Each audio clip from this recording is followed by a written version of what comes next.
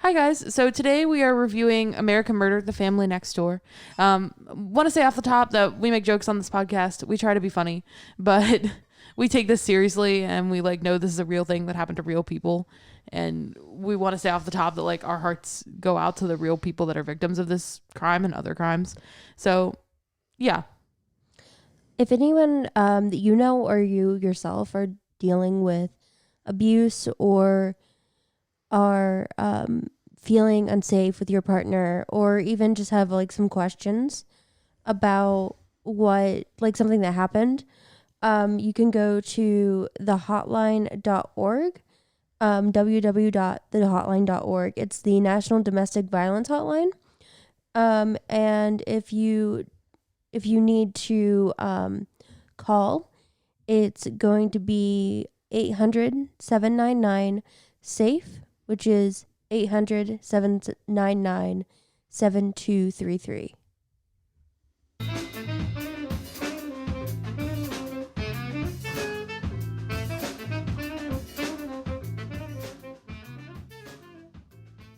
We're back again, folks. I think that's the most rehearsed opening we've ever had. It all happened at different times. We totally did the rest of that in post. It wasn't before or anything.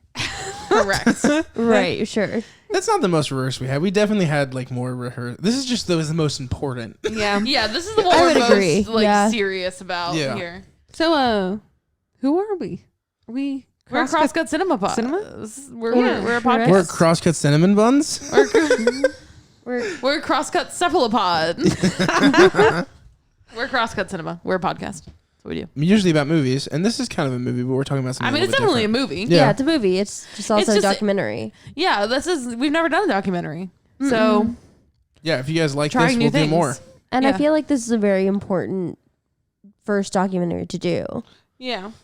Yeah, this documentary is a lot of people are talking about it right now. Really and in the general consciousness right now. Yeah, and I'm not saying that because we're going to coast off, which we might a little bit. But I think but that... a lot of people are talking about it, and we wanted to talk about it too and join the conversation. So if you haven't heard, this is a documentary about Shanann Watts and the murder of her children, facilitated by Chris Watts, her husband. And she was also... it was also the murder of her and her unborn child. Yeah, true. And it's just surrounding the investigation around it and really getting inside of what happened. It's really cool too because a lot of it you get the body cam footage of the officers when they answered the call and got to the scene. And not just that, but because of the world we live in right now, people are super active on social media, so you get a lot of in the moment videos that were happening at the same time. And, and if you check out her Facebook now, there's a lot of, the content of her Facebook lines up with what was happening. It's very strange to watch. Yeah, it really is. And you get to see her texts. Yeah, and her and Facebook this documentary messages. includes a lot of videos and images and stuff from her Facebook. And she was almost using Facebook as if she were an influencer. Well, it's because that's what her job was. They talk about Thrive. She she sold one of those those diarrhea mixers, those triangular schemes. Yes. Yeah. That we've all heard of. The pyramid schemes on Minecraft. Yes. And she was kind of high level in it because she goes on the vacations and stuff. Yeah, right. She goes to conferences. Yeah. So her Facebook was her platform for her business. That makes sense. So she used Facebook a lot, and this documentary uses a lot of the footage from her Facebook in a really interesting way to allow her to give us the narrative of what happened. Yeah. And we get to really get to know this character that can't be on the screen. You know? It almost allows her to tell her story in a really interesting way. And a lot of and I'm sure I'll say this again in the course of this podcast, but I have a lot of mixed feelings about true crime. Is it a genre? I think that it can be sometimes more exploitative and can do more harm than it does good, and it can sometimes glamorize it can glamorize the killer rather than uplift the victim. And I think that this documentary is unique in that it kind of allows us to to like it allows her to tell her own story, and it's about Shanann rather than being about him. Yeah, I was about to say. So this documentary is the idea of a true crime thing that I enjoy because it really, for one, there is no overarching narrative from a director. You almost like I get that there is direction, and it was directed very well, but they make sure to let you know that the narrator is Shanann herself. Yeah, and it's not. Yeah, it's just telling you what happened. And I think sometimes true crime tries to make like a comment about society in general and like what causes people to do the things that they do. Why do they do it? And I don't think that this documentary takes that slant at all. And there's even more. There's even more. Like for instance, this is a good example of like a documentary based on a horrible incident. But then you look at documentaries like Faces of Death, where literally the whole point of the documentary is to show and glorify horrendous murders across several different situations. The problem with something like that, even though like I know that it appeals to people's like kind of, I guess you could say like their morbid curiosities, is that voyeurism? that is exactly like the wrong way to make a true crime documentary or a documentary about someone's demise. And I think that this in general feels like a very respectful piece. Yeah. So that's why I'm willing to talk about it. And like people glorify, like I think true crime in some level makes people glorify like murderers. Like I'm seeing bitches walking around out here with Ted Bundy tattoos, and I want you to know like that shit ain't cute, sis. No, it's correct. No, it is not cute at all. And so like, but like I think this documentary doesn't do this because it doesn't focus on him so much as it focuses on like this is the life that he took away. Yeah, it focuses on her. The lives, and her kids. And like, I'm certain that like the family is so grateful they have those videos on Facebook. Oh yeah, of her. Yeah, and I will say like the children of her. And it just makes it extra like makes you extra hate him, especially when he tries to kind of frame her. Right.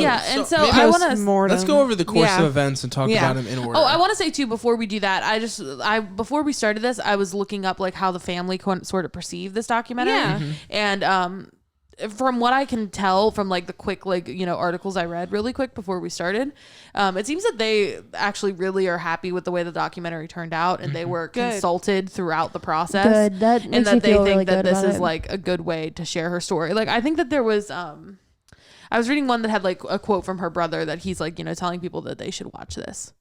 So That's so that also makes me feel better about it too, that like her family is behind what was made. Yeah, I mean, you know, like as much as people are reeled in by the true crimeness of it, there's something really human about the documentary where it's not like we get a lightning strike and scary music and like, that's not the way the documentary is portrayed. There's moments of tension that are heightened by music, but overall this is a very much like this is what happened. It speaks for itself. Like there's no definitive opinion even spoke by the filmmaker. Obviously we know what his opinion is, but throughout the whole film, he's very impartial, or she, I don't know if it's he or she, but the director's very impartial about what's happening and just showing you the course of events as people are learning it as though you're living it in the moment. That's the way these documentaries should always be. It's actually a woman, Jenny Popplewell. Popple. Well,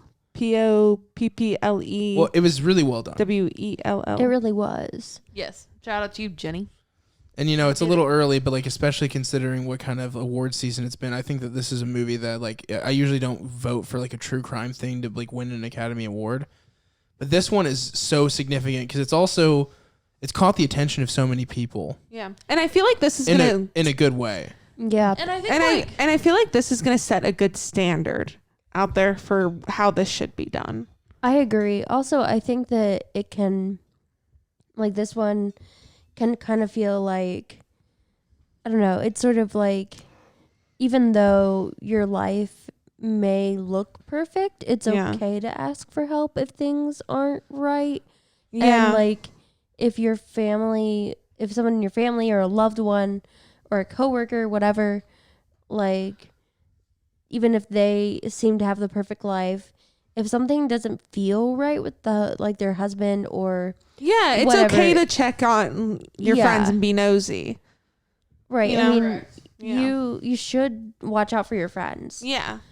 And I think like even to a further extent, like it shows that just because someone is on social media, like they have the perfect life, doesn't mean that there's like not shit going on with them. Yeah, which it's such a different way of doing a documentary like this, because I feel it like you said, it's her narrating her story, and you can grow this attachment to her that previously in true crime you really couldn't, because you just got like people like actors and like and shit in a lot like of that. true crime, the victim is secondary. To the murder. Absolutely. Yeah.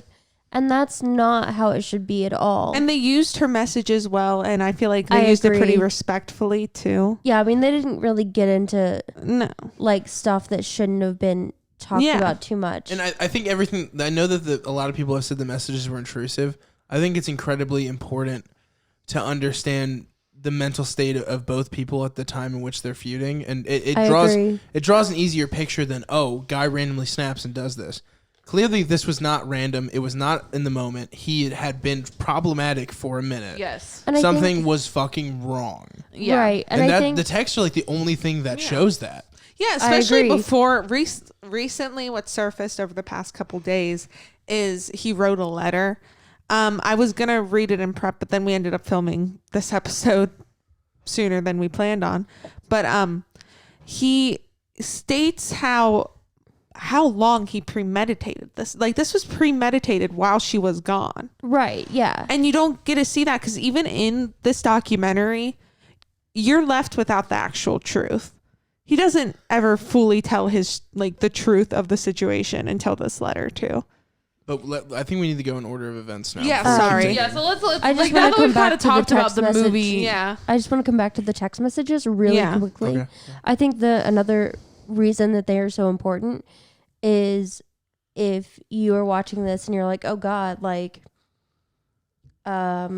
Casey has been texting me and like she's, this is sort of happening in her life. You can, or like, something similar, something strikes you. About how this, like the messaging and stuff, you can go and check on your friends or your loved ones. Yeah, for sure. I know that I keep like emphasizing that. Right. But it's so, so, so important. And so like, so to kind of get back to what happens over the course of the events of this film is we open with, I believe we open with a 911 call. Yep.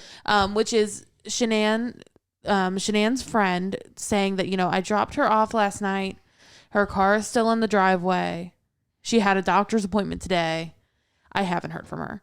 And honestly, like, I want to say, like, this friend is like the real MVP of this movie. Yeah. Like, her friends are immediately like, this is not right. And like, this is not her. This is not what she would do. Her friend was instantly calling her parents too and like getting them involved and like getting permission to like go inside her house. And and then and so, the police are called and they're looking for her. She's missing. They can't find her. They start talking to her husband, Chris. And again, her friend, one of the friends says like, he's not acting right. Which, just like one of the neighbors. He was right. The scene with the neighbor I want to talk about for a second. This is like, I'm not like a person who believes in like a fate aspect of things, but there's a very creepy coincidence that happens when he's talking with his neighbor and they're going over security footage. What you see on the screen as a screensaver is that of a child, like a baby, in like utero, and then a skull. And I know that this doesn't mean anything. I know these are real people's lives, but that imagery really stuck with me because I'm like, that happened for no reason. And it's so exactly what the rest of the doc is. And I checked, it's not something that they added in post. That's really just what came on the TV at the time. That's so weird. Crazy. And that's some coincidence shit that's crazy. Yeah, as that friend was talking about how Chris was acting suspicious. Weird. That came up on the screen. Yeah, the neighbor was like, he's not right. This isn't right. Yeah. And like, can you imagine how fucking vindicated? Because the officer wasn't really listening to him. Well, it's not that you can't sit there and let them run wild with these ideas. No, I know, but I mean, like, he didn't even like note it or anything. I mean, I guess he definitely noted it. He didn't can't verbally note it. He literally noted it. Like he repeated it back. Like, you have a point, but you don't know, people act strange in these situations. Like, you don't want to sit there as a police officer and be like, you're right, he did kill his wife. Like, probably not the way to go. You can't say that. But no, I see what you're saying. Yeah. But I feel like he was always the number one. This documentary told me he was literally the number one suspect the whole time, always. That was the impression that I got as well. Like I don't even think they really talked to anybody else. They knew something was off. Yeah, I think that the thinking was either she left of her own volition. Yeah. Or he killed them. Yeah, or he did something. Yeah. And like it's really chilling too, because like if you watch at the beginning of this documentary, you already know what happened. Yeah. Because this case was publicized, so I knew about it before I started watching it, obviously. Mm-hmm. But like just the things that he's very careful to say. Like he talks about their baby blankets, you know. Yeah, they're gone and they would take it. And then also when they're getting the people like going through the house, I guess. I don't know if they're taking evidence or not, because it doesn't seem like they're really taking evidence at this point, just kind of like taking inventory. And she's looking around the house and being like, it's too clean. It doesn't look like people live here. Like something's up. Right. Yeah, I mean, it's really interesting. Also, this documentary also shows how normal everyday people, maybe due to true crime or maybe just due to common sense, but a lot of people, if this is happening in like your inner circles, you notice this shit. You can tell when the shit is off. People aren't stupid. And that's why I always find it so weird that these killers, they go and they do this shit. And they think they can outsmart people who are trained to figure this out. Yeah. When they can't even convince their fucking neighbor. Right. Like, what a fucking idiot. Like in just that regard, like I thought that was so interesting to see. Like literally everybody call us bullshit. Like I did not, even down to his girlfriend was like, yeah, he's full of shit. Literally got in touch with a detective. Yeah. Yeah, I mean, it just goes to show, like, you can tell when the vibes are off. Like, if something doesn't feel right, yeah, like, trust your gut, dude. Like, if it doesn't feel right, it probably isn't. Exactly. But anyway, sort of to go over more of a summary. So an investigation is opened. You know, you see them passing out flyers, trying to find this woman. Have you seen her? All of that good stuff. The police are questioning people. And all the while, this is sort of like interspersed with the narrative through Shanann's. You almost get to see two different narratives. You get to see her Facebook narrative, which is like her live videos of her and her happy family and her kids and all this stuff. And then you get her text messages with her friend that are like detailing her marital problems. And you also get even more narratives than that, because they show you news clips and they show you the body cam. Right. So you're getting a lot of different perspectives. Yeah. So like you have her talking about, you know, how they were apart for like almost a month, I think. She was visiting her family out of state, and he was 6 weeks. It's for 6 weeks. It was 6 weeks, yeah. And he wasn't able to join them until the very end, and then they flew back together. And so, you know, you have her posting these videos of them being reunited, but then texting her friend like, you know, it's not right. He's not talking to me. This isn't, you know. Yeah. And so like you get to see that sort of like the narrative of like the past few months of their marriage, as you're seeing the narrative of them trying to find her and trying to figure out what happened. Mm-hmm. What are your thoughts on his family? Like his parents? Yeah, well, it's really interesting because they did not like her. No, they didn't. And they were very clear about not liking her. And the poignantly, like almost like to a point, is not mentioned or on there in any way. Chris's mother. I noticed that. Like she's like weirdly absent. I think it might be because, I mean, that just makes you think like, you know, I'm not going to say it, but I'm going to aggressively think it. Well, and like, you know, it's really weird. There's this whole thing about Shanann gets into a fight with Chris's mom. I was thinking that. Yeah. And then she never is over on the it. Mom like purchasing something that the daughter was like very allergic to. Yeah, walnuts or some shit. Or like making something that the daughter was very allergic to, something like that. Yeah, and they're like getting this fight. And then it's very weird at the end of the documentary, the parents do speak. Yeah. And when at his like arraignment, like when he's getting sentenced at the sentencing. Yeah. That's what I was more talking about. Yeah. And they say like, we forgive you. And that's very strange to me. That's what I was going to say is I understand trying to show mortality to your son regardless of what he did. But for me, the term forgiving him like is just a little bleak for me. Like I don't. Yeah. I listen. I mentally keep thinking about that as her parents. No. That just clicked for me that it's not. I very much doubt her parents would forgive them. I know, but I was like, And to that end, like it's not their place to forgive him. No. Like they it didn't happen to them. They don't get to give him that. Yeah, and they lost so much from his doing. Yeah, no, it's crazy. It's yeah, and like just like the conversations that he had with his dad. Yeah, crazy. So at a certain point they ask him to take a polygraph test, which he obviously fails miserably. Yeah. I read that the polygraph isn't shown going on very long in the movie, but it actually was like 5 hours. Oh wow. It was like a really long examination. I heard they leave so I heard this about documentaries in general. Anything to do with a polygraph test or like an interrogation, people leave out because for one, it's kind of boring for how long it is, but also you don't want to humanize the dude that they're putting the grill on. You know what I mean? Right. Because you know she was in there like asking the fucking hardest questions. She was a fucking badass, by the way. I loved her. And she the polygraph administrator or whatever she was. She gave him a piece of information. Hold on. She's like, maybe she did it. Like she gave him a pathway to confess a little bit. Yeah. So that way, when he confessed, she could dig deeper. Like, I gave you that bit. I know you're lying now. Yeah, she was like an MVP here. Yeah, like, and she I think, really. and to my understanding, with polygraphs too, you have to ask a lot of what do you call it? Like control questions. Yeah, control so questions. you can get your baselines, and that's probably why it takes a long time as well. Are you alive? Yes. Right, so that you can know what their lying looks like, and like, is your name Chris Watts? Like, yes. So eventually it comes out that he fails his polygraph, and he then confesses to murdering Shanann because he says that she murdered their children, and because that was she planted. That's such a and they perfect planted way to that. do They it, gave that to him for him to say. Yep. And it also is revealed that he had been having an affair with a woman who. He told her that he was in the midst of a divorce. Like he implied to her. Yeah. To my understanding, he kind of implied to her that they were like not together. Yeah. Yeah. And so he had been seeing her, and I mean, so comfortably so that he was like taking pictures with. That blew my. Posting, yeah, that the fact blew that my he like had fucking selfies mind. and shit with her. Dude, like that's insane. Right. That's insane. I don't understand that.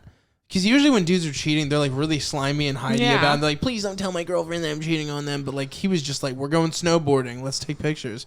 It just goes to show that there's a mental disconnect. Yeah. Like, he was off the fucking rails even then. It's like his fucking object permanence like is gone. Yeah. And the minute his wife was fucking out of town, it's like she forgot they existed, and like his love for them. It was fucked up. Yeah, it's like he's like a giant baby. Yeah, exactly. Yeah.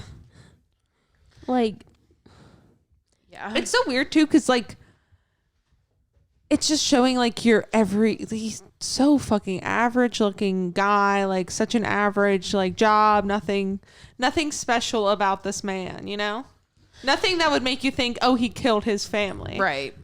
And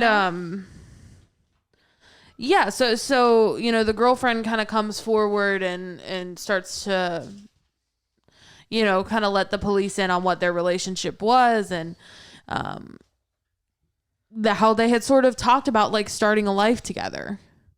And, you know, she believed that was what he wanted. He never talked about his kids to her, right? I don't think he ever talked about the kids. So she was weird about, she told him that she didn't want to have a family. Oh, Yeah. okay.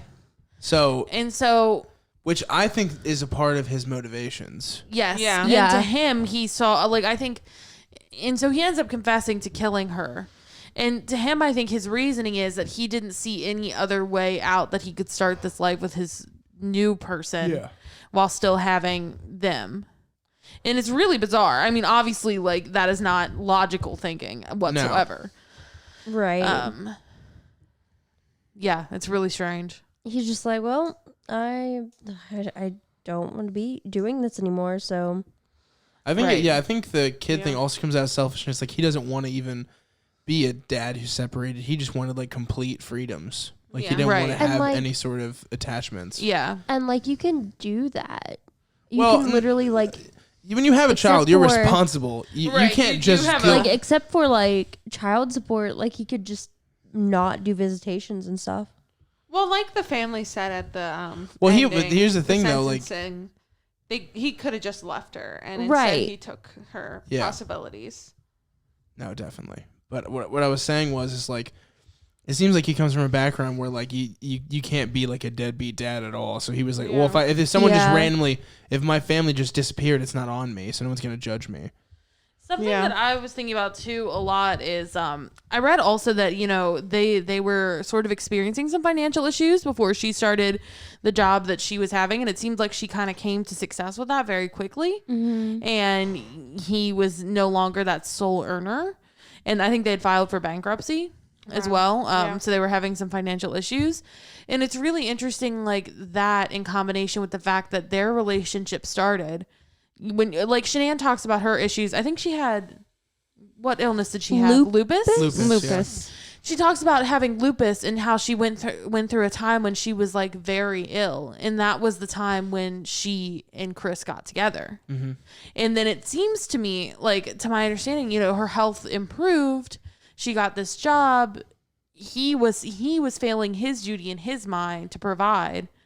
As she also, you can't, once somebody's not sick anymore and they're making their own money, you don't control them anymore. Yeah, that's what I was about to say. Yeah. It seems to me like there is a control aspect because of how that happened. Mm-hmm. Like, it's very curious that he got with her when she was very frail and very sick and unable to, you know, and like to do what she was going to do, and then she basically rebuilt her life. Yeah, like, doesn't she say in like somewhere, or somebody says before the murders, obviously, that he like saved her, or like they use I that think sort she of says like, that in I remember like, that being vows. said. And then his parents didn't even come to their wedding, by the way. I know. Very problematic. Like, how fucked. Yeah. So there's definitely some stuff there. Yeah, like his parents are insane to me. Like, and he also lost like over 100 pounds too within their marriage. I think like he was trying to gear up to like be like that's, you'll see that all the time. If it's like a near middle-aged, like late 30s guy where like he's about to either break up with his girlfriend or they're having issues, you'll see them get super fit because they're getting ready to go back out on the market. That's really fucked up. It's like it's super commonplace. And I mean, they make a note of it. I didn't even think about it. Whenever I see like, I remember there were couples, they're friends of mine that were like a little bit older, and when they broke up, all of a sudden I see him and he's like fucking jacked, and then like, that makes sense. Yeah. Yeah, I mean, that's which is and socially again, fucked, but yeah. And again, like that level of like gaining back control over his body, over his, you know, and that level of like. Even because there were before scenes he that even knew that he wanted to kill them, like that level of premeditatedly, like already thinking in these terms. Well, the other thing is too is like you see in the film that sometimes she was like she had a more controlling personality. Yes, and maybe that was something that she put on the back burner when she was sick, and you know, like maybe that wasn't a part of who she was then. But because, her like, regaining her confidence and everything is like her kind of taking back control. And he didn't like it. She talks about it to her friends, like, you know, maybe I control him too much. Maybe it's this, and maybe he feels. I think she even says like less of a man. Yeah. Yeah. And so it's really interesting, like that she perceives that as well. Which means that it's got to be at least remotely true. Right. Correct. Right. And I lost my train of thought. What was I going to say?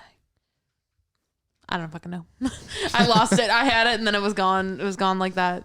Yeah, I mean, the other thing about this doc is that it really flies. Mm-hmm. Like, I think it's an hour and a half, right? Yeah. It flies like it's 20 minutes. Like, you blast through it. We were watching it just to, like, have something to watch while we ate breakfast because I think you guys had told us you liked it or somebody had said they liked it. Yeah. And we're like, well, we'll just watch it real quick.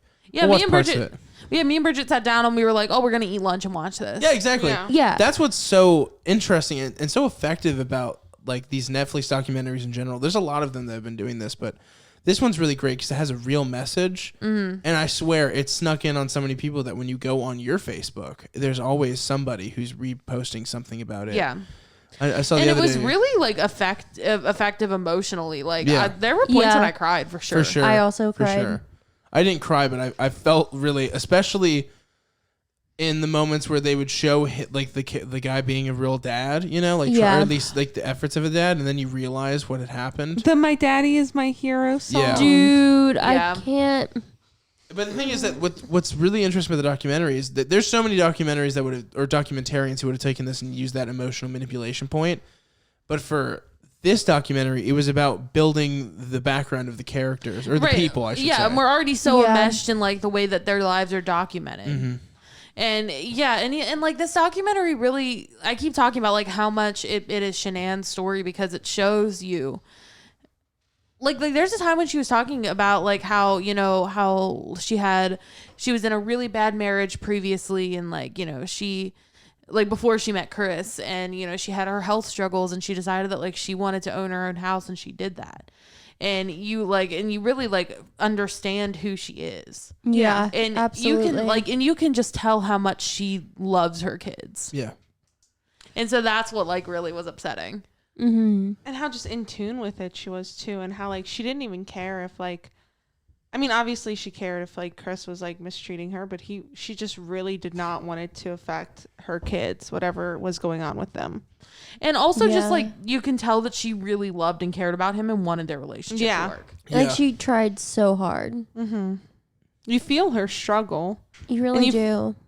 You just really get an insight for the to her. people, it's like we're reading her diary. And there's definitely people out there who want to argue like, well, she came off like a controlling bitch or whatever, but like you have to consider the circumstance and understand that nobody's perfect. But like if you want to compare the two people, right? There's a very clear, distinctive victim who was and again, horribly like, mistreated. Yeah, no matter how, you know, controlling she might have been, she didn't deserve to die for it. Exactly. You know? And neither did her children. And how controlling is somebody who literally takes your fucking life? Like, right. So anybody who has that opinion, I've read that opinion and I've unfriended that opinion and I've blocked that opinion. Is not correct. You guys can go fuck yourself. Right. Yeah. Don't you dare say that shit to me. It's like, ridiculous. Right.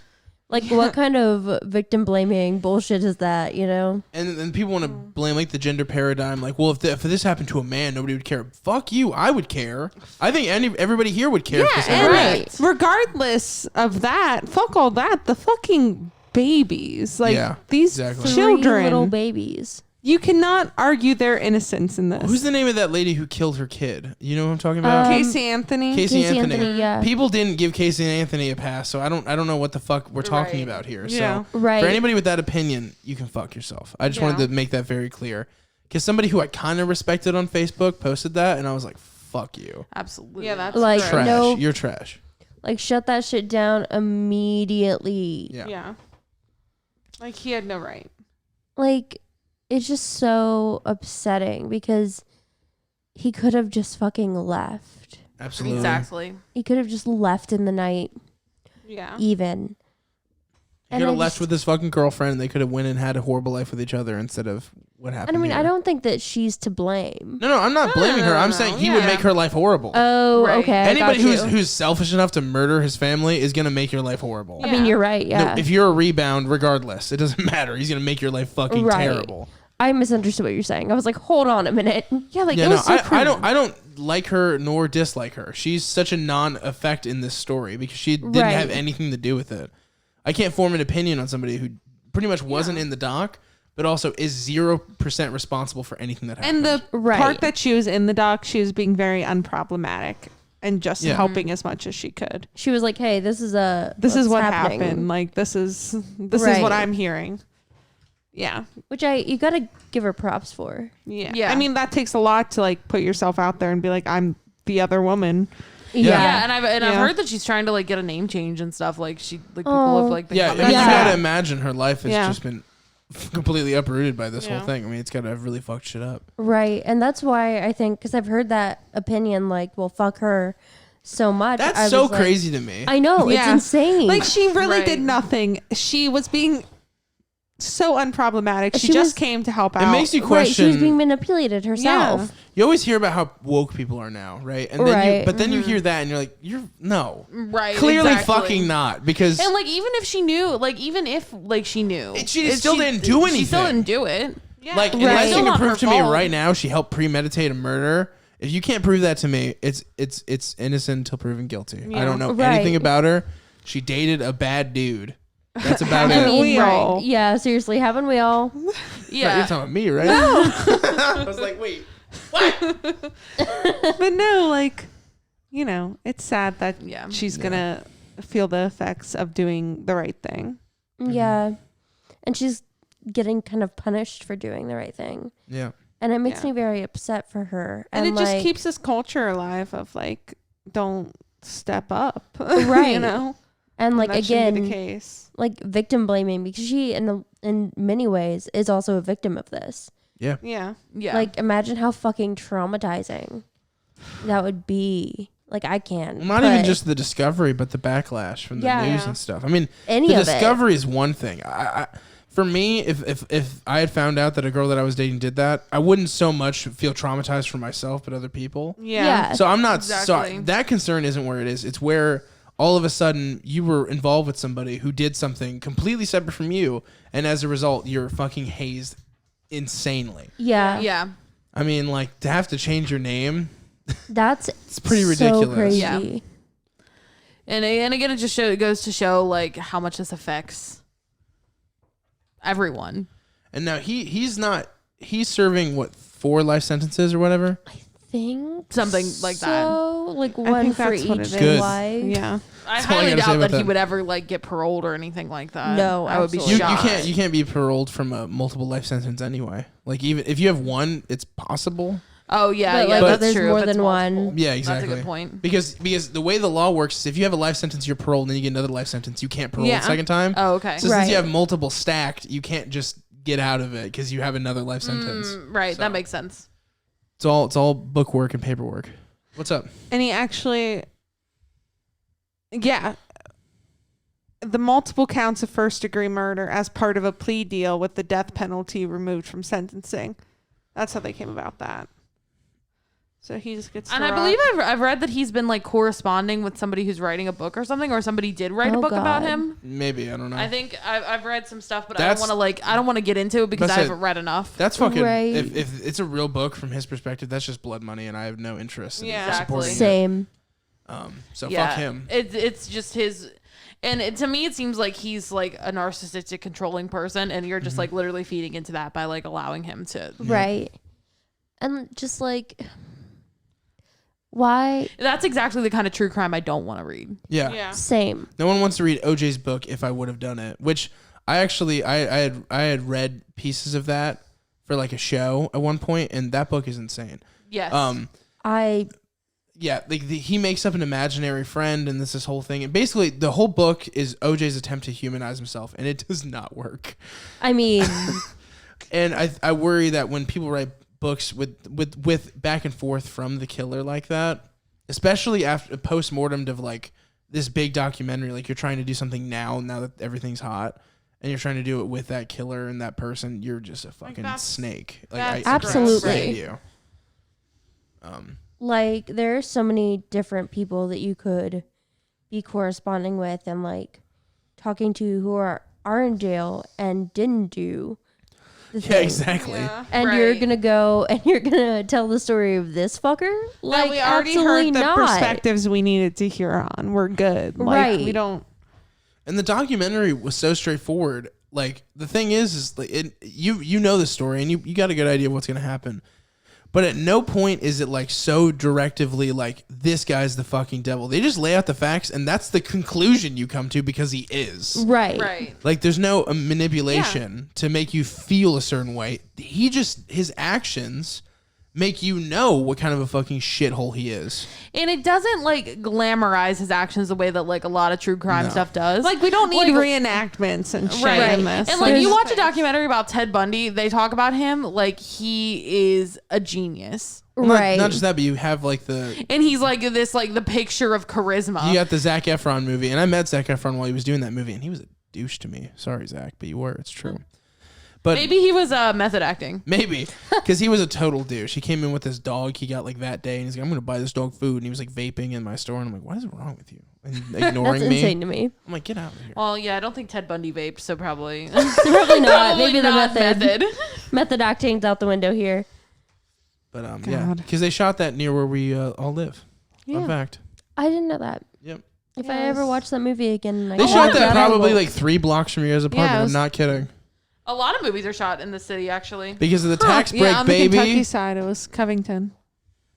On that tax break, baby. No, there's also Cincinnati too. Clifton. Yeah, a lot gets shot in Cincinnati. Yeah, it's shot. Yeah. Strangers Pray at Night. That was another classic. What was the one? that I just watched the other day. Gotti? No, not Gotti. I know a guy who's Killing of a Sacred Deer. Yeah. But that's a good one, though. I haven't seen that one. I'm just saying, no they shoot spoilers. movies I want here. to talk about the bad one. No, I'm just kidding. Sorry. But we're getting off topic here. I think that we've kind of gone over everything we want to talk about with this. Does anybody else have anything they want to add?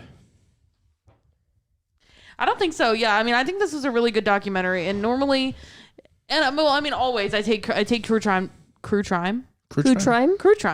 know, sometimes it's true, sometimes it's crime. Sometimes it's true crime. Yeah, I take true crime documentaries with like a grain of salt, but I think this one does a really good job.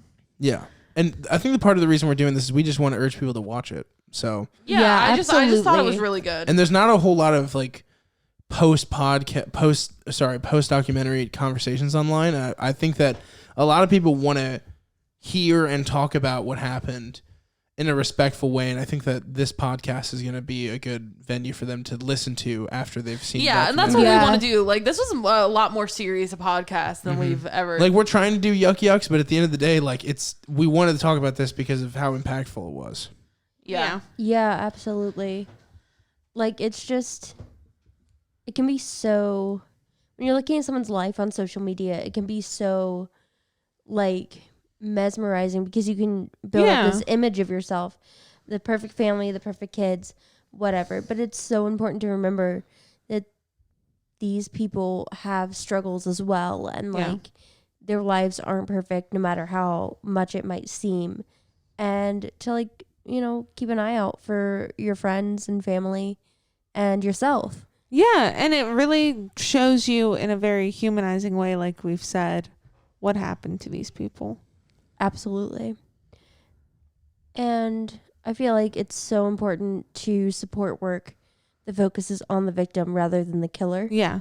Because, like, in a way that's in collaboration with the family, too. Absolutely. Because I was like, if the family wasn't in support of this film being made and wasn't in support of the final outcome, I would not want to do this podcast. No, me either. All right, well, do we want to rate it? We should rate it. Oh, 10 out of 10. Yeah, 10 out of 10. I would give it 10 out of 10. 10 out of 10. That's why it's really it almost seems kind of, we'll say this, actually, this is a better way for us to understand it. I think this is a necessary film. Yeah. Yes. It's more than just rating. I don't want to rate it because then we're talking about cheap almost. It's almost like we're talking about just the art of it, but there's more to it than that. This is a really important message and concept for people that don't necessarily fully understand these predicaments and situations. So I find this to be a necessary like film. but it is artistically made and it's made very well. Yeah, definitely. I mean, so it's really well made. The way that the film like the way that the film does its narrative and sort of has these two narratives really allows you to like get that insight. And I think this film is like very thoughtfully made. I agree. And I feel like and on some level, any film about a major crime story that captures public attention is going to be sensationalist, because that's what makes the film successful, is that it rides the sensation of what has happened. But I think that is in as much as it can, this movie is made thoughtfully and it is not made to sensationalize more than it can. This is one piece of true crime where I feel like we're better because it exists. Yeah. I agree. Whereas a lot of them, nothing's this better. Is not, Especially like I want to keep ragging on Faces of Death. Maybe we'll talk about it someday, just to like really shit on it. But there are a lot of people who are gonna watch this and expect something like that, and I'm glad that that's not what they're getting. I agree. Yeah. I've never seen Faces of Death, but I agree that it's not. It's not good. It's not. It's not only is it not artistically good, but it really is taking. You know, it's taking advantage of people's basic human condition. You know, like it's taking advantage of atrocities committed on people. So right. But we'll go ahead and end on that. Do we want to? Should we just post a community post for what comes after this? Because I don't even know exactly what's going to come after. Yeah, this. we can also post it in the description. Yeah. Also, you can find us on Twitter at twitter.com/crosscutcinema. And if you're listening to us on Spotify or Apple or SoundCloud or Apple or the Pocket Podcasts or wherever, if you're listening to us in like an old rotary phone somehow, I want you guys to check us out. If you're like in the middle of the woods hearing like a radio broadcast of this, exactly. 1, tell us how you got that, and 2, if you get the cell service, subscribe on YouTube. Yeah, check out youtube.com/crosscutcinema. And if you guys have, like, if you like this format and what we did here talking about I was documentary, going to say, if you want us to do more of these, let us know. Let us know. And we would love to do podcasts that aren't even true crime. Like, I've always wanted to talk about Tickled and other podcasts like that. So yeah, like right. Yeah, and I kind of like and I kind of like doing this one just a one-off and like not doing another film because I think it's serious, and like I think that any other film we could have done with this would feel weird. Either would A, like it. double depressing, or B, like it would have. It would not have been correct. Vibes. Like we're not gonna pair this with like a normal film, you know. Like we're also doing Willy Wonka and the Chocolate Factory. Like it's not gonna happen. Absolutely not. No. All right, guys. So Willy Wonka's kind of a murderer too. Madison. What? He is. Wait, what happened? I said Willy Wonka's a murderer too. That's technically true, but I feel like. But not like that. But I feel like it, and he also. Oh, you know what? No, we're not gonna. Let's go ahead. Go ahead. And just to kind of close this out, I want to mention that that website I mentioned at the very beginning, the hotline.org, with the phone number 800-799-SAFE, or 800-799-7233. We love you. We love you guys. Anything else? No. I was waiting for you to start.